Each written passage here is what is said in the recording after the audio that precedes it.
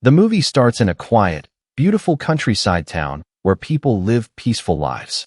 No one knows that a strange virus is about to ruin everything. At first, the local news says a mysterious sickness appeared in a nursing home in Sorgenfree, leaving 8 people in very bad condition. Of course, nobody pays much attention to the news at first. The issue starts catching people's attention a few days later when emergency services, like firefighters and ambulances, no longer have time to respond to normal traffic accidents.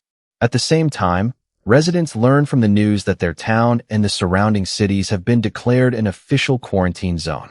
One night inside one of the town's houses, an old woman is suddenly attacked by her husband.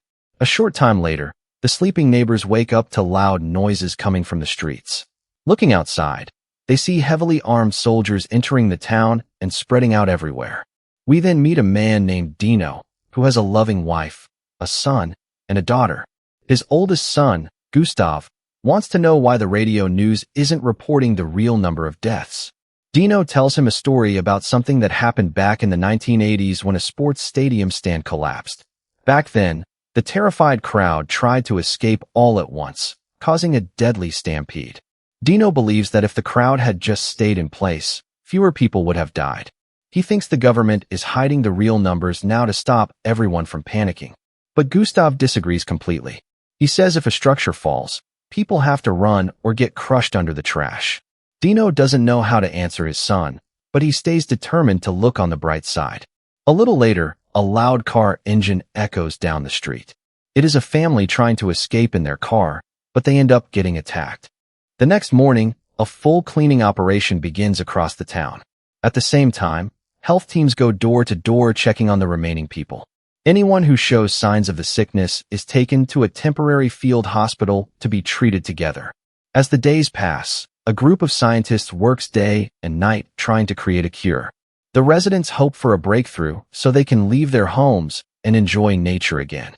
Somewhere else in town, Dino's friend Casper tries to convince his girlfriend, Anna, to stay with him. But Anna has only one goal. She wants to leave the town immediately. As soon as Anna opens the front door, 2 gun barrels are pointed right at her face. She tries to talk to the soldiers, but they refuse to listen. Anna panics hysterically, so Casper grabs her and pulls her back inside by force. A second later, a spray of bullets shoots right through the door. The terrifying gunshots wake Anna up from her shock instantly. To make sure no one leaves, workers cover the entire town with massive black tarps. 2 young people look deeply into each other's eyes and say goodbye with a few quiet words. Soon, their entire world becomes pitch black under the tarps. To beat the boredom, Dino's family watches old travel videos showing bright blue skies, the open ocean, and ocean breezes. Watching the videos makes them feel like the outside world is coming into their dark house. A full month passes under quarantine. Their daily food consists of just a single bucket of drinking water and a few bags of instant food. Even so, Dino still believes the crisis will end soon, but reality turns out to be much harder. A few days later, the internet cuts out across the whole town, severing all connection to the outside world. The sound of gunshots becomes a daily occurrence, making everyone nervous. Casper pulls out his hunting rifle for protection. At the same time, Gustav secretly cuts a tiny hole in the black tarp covering his house. Looking through, he sees armed men attacking the home of his girlfriend, Sonia. Hot-headed and impulsive, Gustav runs toward the front door, but his father stops him. Dino tries to make his son understand that they cannot do anything except follow the rules and stay inside. They argue for a moment, but Dino reminds Gustav that he has a mother and a sister who need his protection. Gustav agrees to stay, but Dino doesn't expect what happens next. That very night, Gustav cuts open the tarp and sneaks out into the dark. He slips past the patrolling guards and makes it to Sonia's window. After checking that Sonia is safe, he creeps toward the local school, which has been turned into a military command center. Gustav wants to find out what the military is really doing. He watches in horror as infected people from neighboring cities are herded into buildings like animals. Moments later, he spots a bulldozer carrying a pile of dead bodies in its front scoop. At that moment, he realizes how dangerous the virus actually is. Before leaving, Gustav opens the back door of a parked truck, causing a dead body to fall out. The loud noise alerts nearby guards, and loud alarms fill the air. Gustav runs without looking back as bullets fly past him, knowing that a single mistake will cost him his life. At the same time, the back door of the truck slowly opens wider from the inside.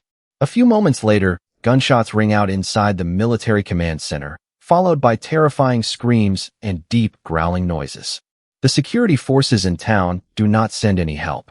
Instead, they quickly jump into their military vehicles and drive away, leaving the citizens to fend for themselves.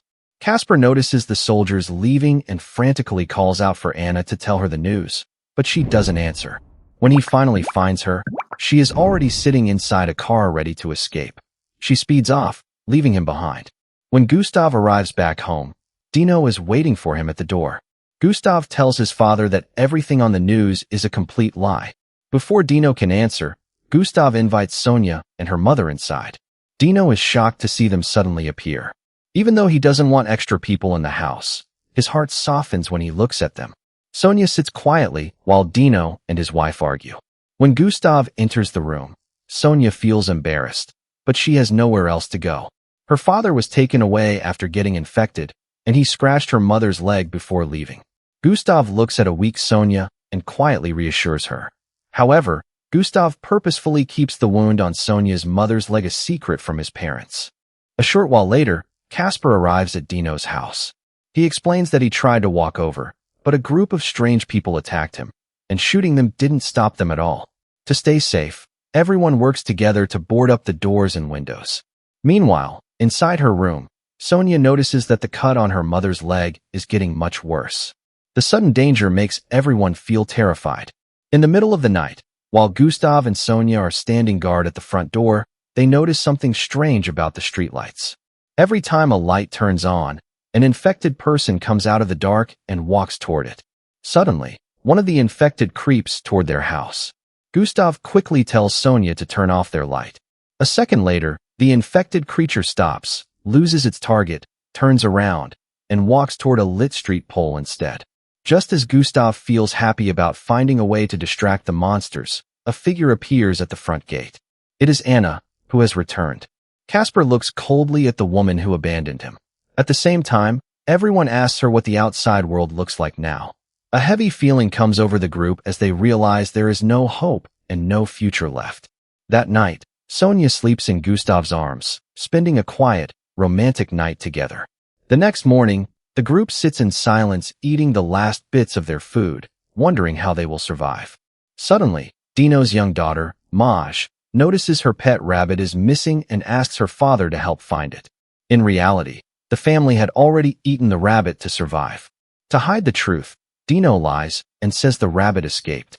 He promises her that as soon as the crisis ends, he will buy her as many rabbits as she wants. But Maj only wants her own pet back. Gustav looks down at the meat on his plate and instantly understands what his father did.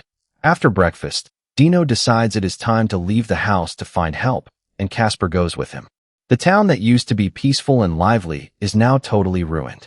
Back at the house, Sonia's mother dies from her infection.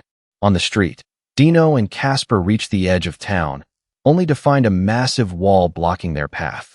Abandoned cars are piled high, and dead bodies are scattered everywhere under the wall. Back at the house, Dino's wife, Pernell, opens her son's bedroom door. She didn't mean to bother him, but she realizes that young Maj has disappeared. Pernell and Gustav quickly head outside to search for the girl. Seeing torn-up bodies lying on the ground makes their worry even worse. Meanwhile, Dino and Casper escape a close call and make it inside the abandoned military command center. They hope to find leftover supplies, but the building has already been completely looted. Just as they give up hope, a woman appears holding a box of food. Before Dino can talk to her, a loud noise comes from a nearby room. Casper and Dino run to check it out. As soon as Casper opens the door, something grabs him and pulls him inside. Dino rushes in right behind him, but he freezes in horror at what he sees, losing his only chance to save his friend. Suddenly, a large group of zombies appears in the distance. Seeing the crowd of monsters, Dino thinks of only one thing: running away. He leaves his lifelong friend behind and escapes with the woman carrying the food. They barely manage to outrun the zombie crowd. The woman wants to take the food home to her two small children, but Dino refuses. He tells her his family needs the food just as much. Threatened by Dino, the woman is forced to hand over all the supplies. Meanwhile, Sonia and Anna hide inside the house, trembling with fear while waiting for the men to return. They have no idea that Sonia's dead mother has come back to life as a monster. Outside, young Maj is still walking around looking for her lost rabbit, completely unaware of the danger. Innocently, she walks up to an old neighbor to say hello. As soon as the neighbor turns around, Maj's loud scream echoes through the entire town. Hearing the scream as he walks back, Dino immediately recognizes his daughter's voice. He drops the food box and sprints as fast as he can toward the sound. Gustav reaches Maj first and begins beating the creature attacking her. In his panic, he pulls his sister away with all his strength, completely unaware of the danger his mother is in back home. Dino arrives a moment later, but it is too late. Maj has already been bitten on the arm. A massive horde of zombies begins gathering around them. Although Dino's family manages to run away, the giant crowd of zombies follows them all the way back to their house. When they burst inside, Gustav runs upstairs to the room where Sonia's mother was kept. He finds that Sonia was forced to kill her own transformed mother with her own hands just moments earlier. Before they can catch their breath, a deep growl comes from behind Dino. He turns around and sees that Anna has turned into a zombie, too. As Dino raises his gun, Anna lunges and attacks him. After the fight ends, an exhausted Dino walks into the living room. He has made up his mind. He is going to end his daughter's life before she fully turns into a monster. Pernell screams at Dino in anger and refuses to let him touch their daughter, but Dino remains set on his decision. Right at that moment, the zombie horde breaks through the front door and pours into the house. Dino barely manages to hold the inner door shut, while Pernell grabs Maj and locks them both inside the bedroom. Meanwhile, Gustav and Sonia climb out a second-floor window onto the roof. Gustav looks down at the sea of zombies below, lights a torch, and throws it into the yard.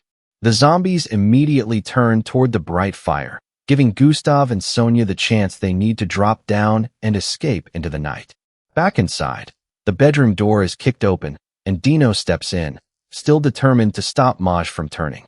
Just as Pernell falls into complete despair, Maj opens her eyes, fully transformed into a zombie.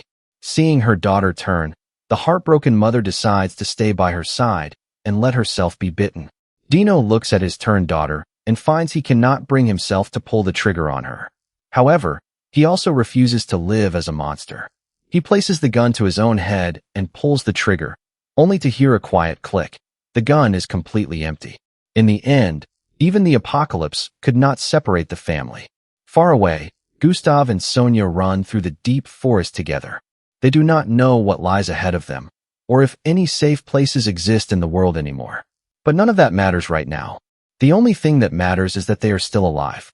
In the final shot, the camera pulls back to show thick black smoke rising from different parts of the ruined town. Sirens wail in the distance alongside the heavy sound of falling bombs as the movie ends.